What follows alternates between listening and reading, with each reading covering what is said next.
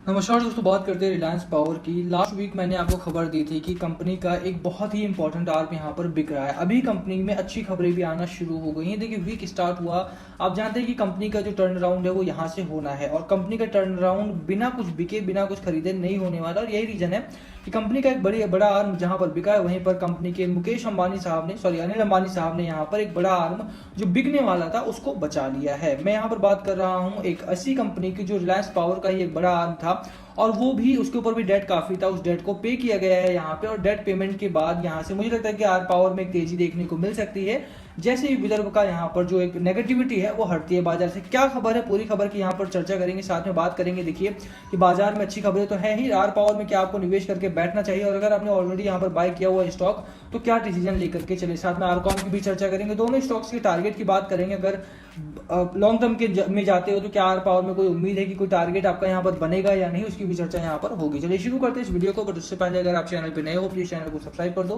Hit that bell icon ताकि आपको notification मिल सके। चलिए स्टार्ट करते हैं। ओवरऑल बात करें, जो सबसे पहली खबर रही है आपके सामने, चलिए खबर से पहले बात कर लेते हैं। देखिए 98 मिलियन शेयर्स के आसपास आज वॉल्यूम आया। वॉल्यूम बहुत अच्छा आया इस कंपनी में, और जब भी हाई वॉल्यूम आता है, हाई वॉल्यूम का सीधा मतलब होता है कि बाजार में खरीदारी इस स्टॉक में कम से कम बढ़ गई है, और खरीदारी अगर बढ़े तो धीरे धीरे करके स्टॉक आपका तेजी में देखने को मिलेगा। हालांकि जो विदर्भ की खबर आई थी उसकी वजह से स्टॉक में ऑलरेडी अगर आप देखेंगे तो काफी ज्यादा गिरावट की उम्मीद थी। मैंने आपको लास्ट वीक ही बोल दिया था कि इस कंपनी में अगर बिकवाली हो रही है तो प्रॉब्लम्स तो आएंगी। आर पावर ऑलरेडी अगर आप देखो तो कहीं ना कहीं वो प्रॉब्लम में थी, डेट काफी था इस कंपनी के ऊपर, और डेट होने की वजह से ही अगर आप देखोगे तो लगातार कंपनी में वोलेटिलिटी देखने को मिल रही थी। एक हाई पॉइंट बना था, हाई पॉइंट से लगातार गिरावट का माहौल बना था। चार्ट में दिखा दूं आपको, चार्ट में अगर आप देखोगे तो कंपनी पिछले दिनों भी एक अच्छी खासी रैली में थी, बट वहां से लगातार स्टॉक में गिरावट हुई, क्योंकि डेट रेजोल्यूशन का जो प्लान है कंपनी सबमिट नहीं कर पाई। आपको मैं एक और उदाहरण देता हूँ, यहाँ पे आप देखिए वीआई को, वोडाफोन आइडिया को। वोडाफोन आइडिया को अगर आप देखेंगे, वोडाफोन आइडिया के ऊपर लगभग 2 ट्रिलियन के आसपास का डेट है, बट कंपनी ने लगातार अपने रेजोल्यूशन प्लान को आगे लेकर के आई है। अभी जो 14,000 करोड़ का यहाँ पर निवेश किया उस कंपनी ने, उसकी वजह से आज उस कंपनी में एक अच्छी खासी रैली आई और डिलीवरी भी बहुत अच्छी हुई। वही चीज आर पावर को भी करना पड़ेगा। अनिल अंबानी साहब को वीआई का प्लान यहाँ पर लेकर के आना पड़ेगा। हालांकि वो थोड़े से यहाँ पे मैं बात करूँ तो वो सीईओ उस तरह के नहीं है कि जो रिस्क ले सकें, क्योंकि अगर आपको याद हो तो आरकॉम में जब डूबने वाली थी तो उन्होंने आरकॉम को बचाने की बजाय रेजिग्नेशन देना ज्यादा जरूरी समझा। हालांकि जो प्रमोटर्स थे उन्होंने उनका रेजिग्नेशन यहाँ पर रिजेक्ट कर दिया था, बट ओवरऑल अभी बात की जाए तो अनिल अंबानी साहब को आर पावर को बचाना ही पड़ेगा, क्योंकि उनके पास बहुत कम प्रॉफिटेबल कंपनीज रह गई हैं। आर पावर उनमें से एक है, तो मुझे लगता है यहाँ पर रेजोल्यूशन प्लान तो उनको लाना ही पड़ेगा। और भी रीजन है कि मुझे लगता है कि विदर्भ की नेगेटिविटी जो है, विदर्भ जो बिकी है इस समय पे, उसकी नेगेटिविटी जैसे ही जाएगी स्टॉक में आपको एक अच्छी खासी रैली देखने को मिलेगी। अच्छी खबर क्या है हम उसकी चर्चा करने से पहले आप इस खबर को पूरी तरह से पढ़ लो कि कंपनी पर डेट कितना था। वीआईपीएल के ऊपर 2,000 करोड़ के आसपास का डेट था। अच्छा, 2,000 करोड़ में से 1,000 करोड़ का जो डेट था वो आर पावर के ही ऊपर था, यानी कि आर पावर ने इस कंपनी से उधार ले रखा था। तो प्रॉब्लम यहाँ पे आर पावर की भी है। कहीं ना कहीं अनिल अंबानी साहब ने विदर्भ से लोन लिया हुआ था, और उसी की वजह से विदर्भ आज जा रही है। विदर्भ का हालांकि जो बिजनेस था वो बहुत प्रॉफिटेबल नहीं था, तो इस आर्म का निकल जाना ही बेहतर है आर पावर के लिए भी और आर पावर के इन्वेस्टर्स के लिए भी है। अभी अगर आप देखो तो विदर्भ जाती है तो रिलायंस के ऊपर से, आर पावर के ऊपर से पहली चीज, जो पहला फायदा होगा वो होगा डेट रिडक्शन। थोड़ा सा जो डेट था कम से कम 2,000 करोड़ के आसपास का, वो यहाँ से कम हो जाएगा, ठीक है। और अगर वो डेट कम होता है तो मुझे लगता है कि कंपनी में उसकी वजह से लॉन्गर पीरियड में थोड़ा सा प्रॉफिट आपको देखने को मिलेगा, अच्छा खासा प्रॉफिट बल्कि आपको देखने को मिलेगा। यहाँ से डेट रिडक्शन पहला होगा। दूसरा यहाँ से क्या होगा, आर पावर के ऊपर जो फालतू के एसेट्स थे उनको मैनेज करने की रिस्पॉन्सिबिलिटीज नहीं रह जाएगी। लेट्स से कि विदर्भ जो है वो गुजरात में काम करती है और गुजरात में प्रॉफिटेबल बिजनेस इनका नहीं हो रहा है, उसके बावजूद भी उनको वो पूरा का पूरा मैनेजमेंट संभालना पड़ता है। तो वो चीज कम से कम यहाँ पर आर पावर के लिए नहीं रहेगी, और वहां से आर पावर अपने मेन बिजनेस पर फोकस कर सकती है। और यही रीजन था कि जब विदर्भ का रेजोल्यूशन प्लान आया इसको रिजॉल्व करने के लिए, तो अनिल अंबानी साहब ने इसको बचाने की कोशिश भी नहीं की। अब बात करें अच्छी खबर की। अच्छी खबर क्या है आपके लिए?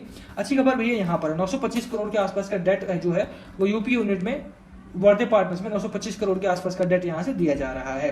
ओवरऑल अगर आप देखो, Reliance Power has used the debt raised from Singapore based Varde Partners to settle 925 crore का डेट जो था वो सब्सिडरी इन रोजा उत्तर प्रदेश में पे कर रही है। ओवरऑल अगर आप देखोगे तो खबर काफी अच्छी है। मुझे लगता है कि स्टॉक में यहां से रैली आने की उम्मीद आपको करनी चाहिए। कंपनी जहां एक तरफ वर्धमान को बचा नहीं पाई, वहीं पर एक बड़े आर्म को यहाँ पर पे कर रही है, अपना डेट पे कर रही है। मुझे लगता है कि कंपनी कहीं ना कहीं अपने रेजोल्यूशन प्लान पर ही काम कर रही है। आपको बिल्कुल यहाँ पे बने रहना है इस स्टॉक में, निकलने की जल्दीबाजी नहीं करनी है। अगर आप ऑलरेडी लॉस में हो तो निकलना तो यहाँ पर थोड़ा सा यहाँ पे नेगेटिव साइड पर जाएगा। हालांकि अगर आप रिस्क नहीं ले सकते हो तो ये कंपनी बिल्कुल भी आपके लिए नहीं है। ये कंपनी सिर्फ उन लोगों के लिए जो लंबा बड़ा रिस्क ले सकते हैं।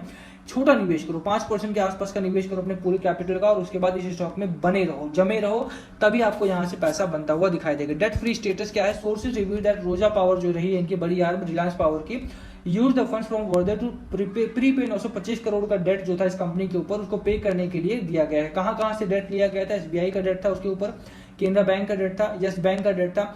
यस बैंक ने तो इतने सारे कर्ज दे रखे हैं कि ये खुद कर्ज में डूबी हुई है आज। तो अगर इनका जो डेट है वो पेमेंट होती है तो कहीं ना कहीं यस बैंक के लिए भी अच्छी खबर यहाँ से आती हुई दिखाई देगी। ओवरऑल अगर आप देखोगे the exposure of Indian Bank to Reliance Power group is now limited to Sasan power. एक कंपनी वर्धमान बिक गई, वीआईपीएल जो थी वीआईपीएल यहाँ से बिक गई है। रोजा पावर के ऊपर से यहाँ पर जो डेट था वो कम हो चुका है। अब सिर्फ एक कंपनी बची है, सासन पावर से अगर डेट निकलता है तो आर पावर डेट फ्री हो जाएगी ऑलमोस्ट आपकी, ठीक है। और आर पावर अगर डेट फ्री होती है तो आर पावर की जो रैली होगी उसको कोई भी नहीं रोक पाएगा। बट प्रॉब्लम यह है कि सासन के ऊपर जो डेट है वो बहुत ज्यादा है। कितना डेट है आप देख लीजिए।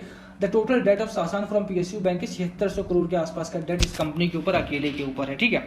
और यही एकमात्र ऐसी आर्म रह गई है जिसको अगर डिसॉल्व किया जाता है तो कहीं ना कहीं आर पावर के ऊपर से सारा का सारा डेट चला जाएगा। 3 आर्म बची थी, वीआईपीएल थी जो रेजोल्यूशन प्लान में चलेगी, रोजा ने अपना डेट पे कर दिया। शासन में अगर डेट पेमेंट होता है तो आर पावर एकदम ही डेट फ्री हो जाएगी। और मुझे लगता है कि यहाँ से स्टॉक में आपके लिए एक अच्छी खासी रैली देखने को मिलेगी।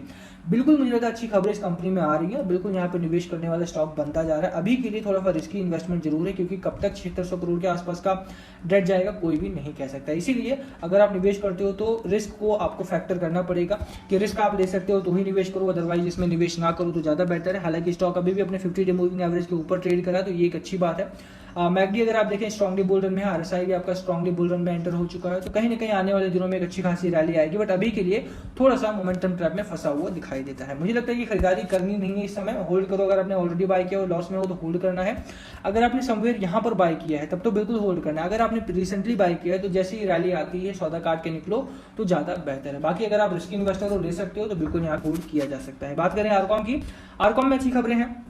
1.15 के आसपास का स्टॉक हो चुका है। लास्ट वीक ही मैंने आपको बोला था कि आरकॉम में जिस तरह की खबरें आ रही हैं बिल्कुल यहाँ पर गिरावट की उम्मीद आपको करनी चाहिए।